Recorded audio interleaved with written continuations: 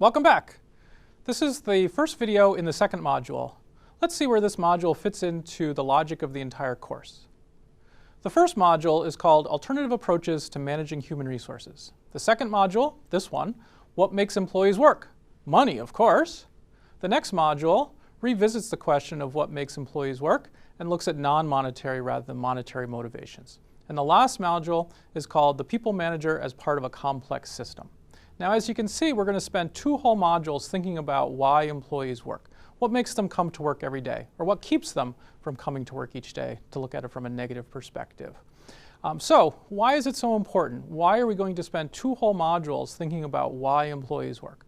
Well, this video is meant to motivate these 2 modules by thinking about why it is so important to think about why people work. So there's a few reasons why it's important to understand what makes employees come to work every day, what makes them engaged or not. The first reason is that why people work determines their motivation. So that's going to determine what employees are and are not willing to do for the organization and under what conditions they're willing to do it. Get it right and they'll be successful. Get it wrong as a manager and employees might leave or they might not work very hard. The second reason is that there's a lot of different motivators. That's why we're going to spend 2 whole modules on this. Now, you might be thinking that it's all about money. Money, money, money. That's why employees are working. Well, certainly there's some employees that are working for money, and everybody's probably working for money to a certain extent, but that doesn't mean that people are completely or solely working for money. Some employees might be looking for satisfaction, a sense of accomplishment, a self-esteem.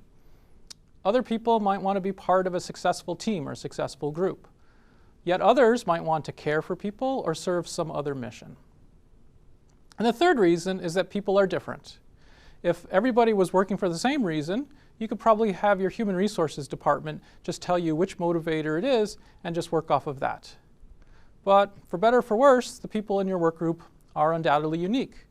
You probably have people coming to work every day for very different reasons. And so only you have the power to figure out what is driving each of your employees. You can't rely on HR to tell you, right? This needs to be your important responsibility as a manager. You need to understand why workers work and engage them on that basis.